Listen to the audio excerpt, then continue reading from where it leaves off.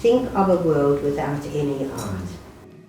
Hello, Jean. Hello, Michael. Lovely to see you. And lovely to see you too. So we're here to talk about your collection, yours and Brian's collection, which now comprises around 900 works.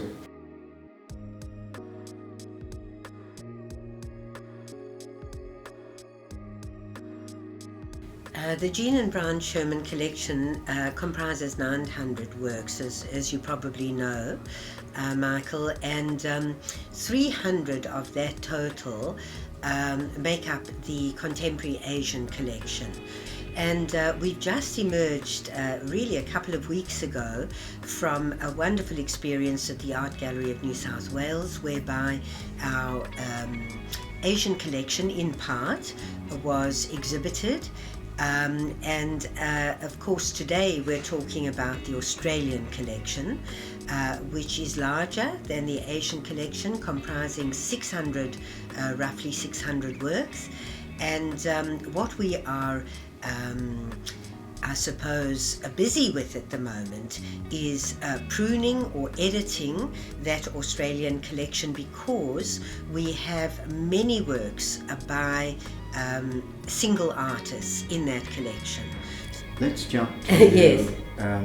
You establishing the gallery. Yes, So, that was in 1986. and so the gallery was made an immediate impact, and I don't know about that, Michael. it felt as though it did. Really? Yes, Yes, from the outside. yes, from the outside. I slaved away there. I well, mean, of I had course, such a lot to learn, really. What was the impulse for starting a gallery? It was almost accidental. I mean, with all this art background that I've just described to you, I had to think of something else to do. When you started collecting, Yes. was that a conscious thing that you were collecting? I know the first work my father bought was by a South African artist called Gregoire Boonzaya. I mean, we could have easily done with a bigger kitchen or a better bathroom or something, but we bought a painting. So now we have to prune this collection. There will be some sale, some donations, and some legacy.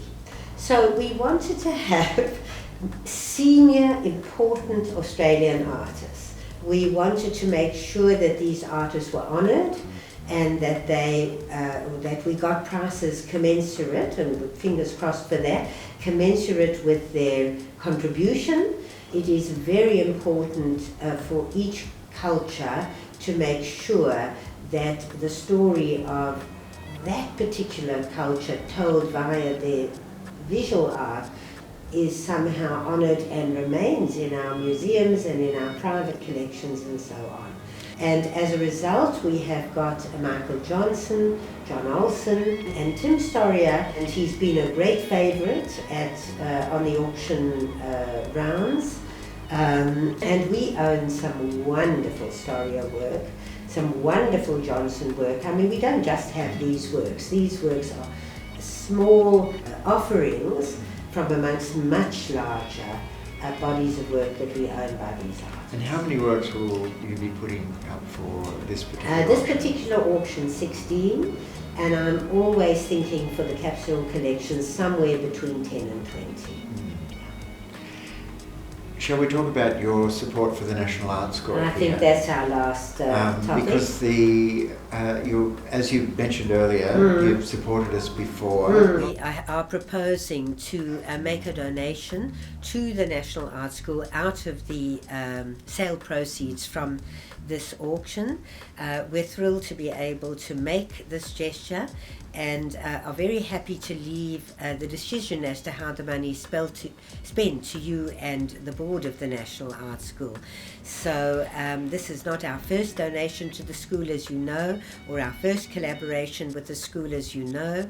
We helped vastly improve the foyer into the gallery. We felt the gallery was wonderful, but the foyer of the National Art School gallery needed some improvement, and now this is our second donation. So we hope you'll use the money wisely. We know you will, and that whatever you decide to do will greatly benefit the school. Your role in the community as, in a sense, leaders in this area, is really valuable, and it's widely appreciated and recognised. Well, Michael, we are far from being the only leaders. I No, mean, I there are realise that. dozens and dozens of others. I think that the world, I mean, if the artists were all gone, what would be left?